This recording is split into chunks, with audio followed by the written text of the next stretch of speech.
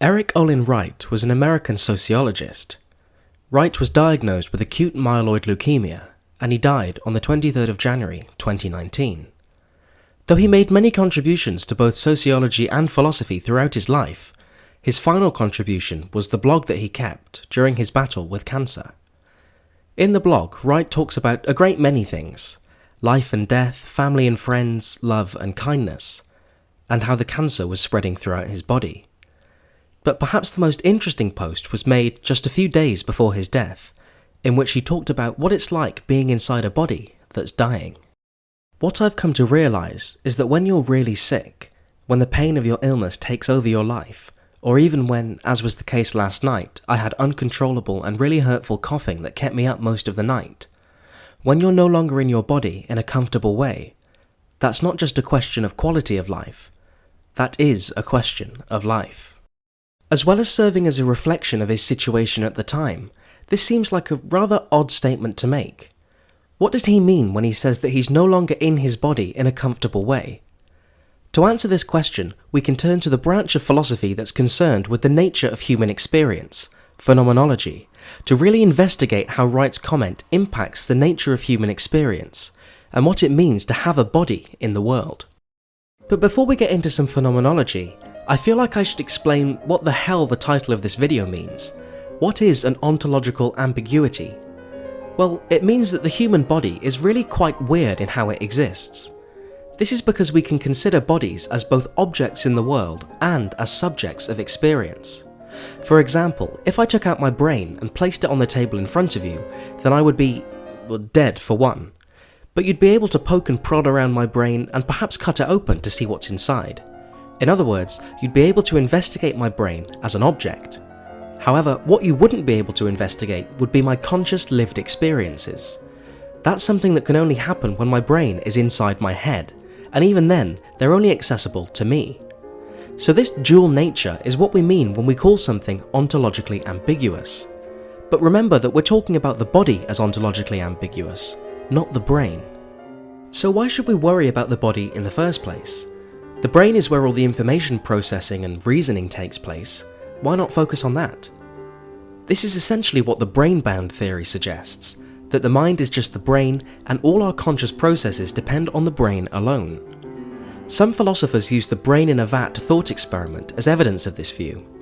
If we can imagine a disembodied brain that gets fed all its experiences through some complicated wires, then this means that all our conscious processes take place in the brain alone, and that the body isn't really needed for consciousness. However, some philosophers argue that the thought experiment doesn't prove anything. The brain in the vat still needs to be kept alive through some sort of protective fluid, and it would still need some form of sensory input. All these complicated wires essentially form a duplicate body, so the body is still needed for conscious processes. This is what's called an embodied response, and it's the response often given by phenomenologists.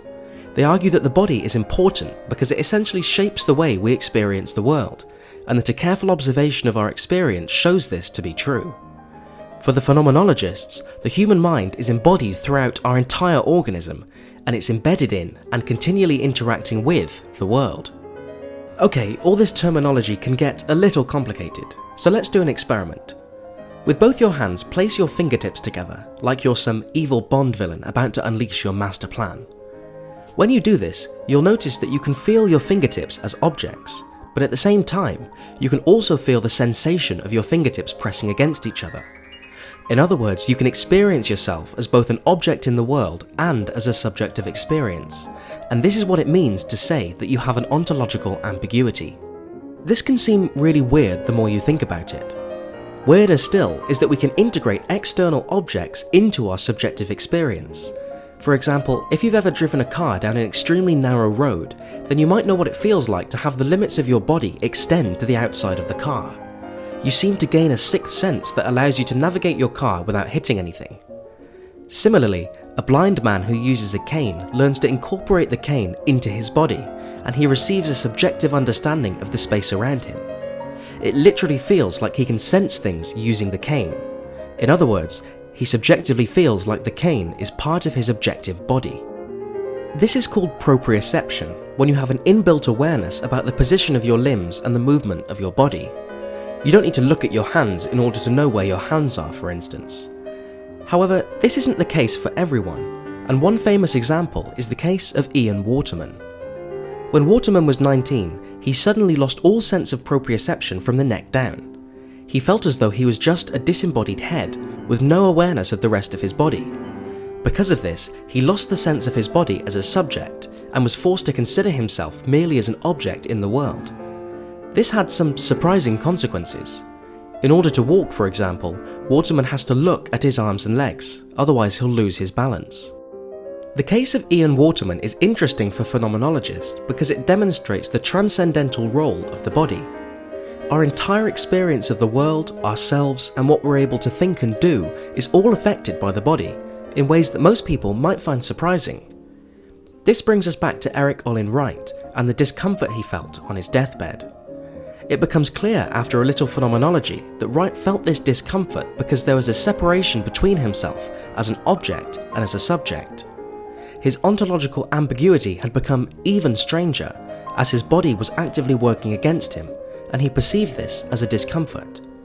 He was absolutely right when he wrote that it's not a question of the quality of life, it's a question of life.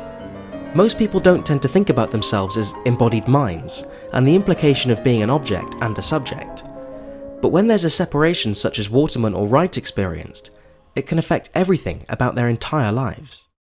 But I don't want to end this video on a doom and gloom note. Rather, I'd like to end with a quote from Wright that pretty much summarizes the entire ethos behind this channel. Atoms don't have experiences. They're just stuff. That's all I really am, is stuff. But stuff so complexly organized across several thresholds of stuff complexity that it's able to reflect upon its stuffness and what an extraordinary thing it's been to be alive, and aware that it's alive, and aware that it's aware that it's alive. And from that complexity comes the love and beauty and meaning that constitutes the life I've lived.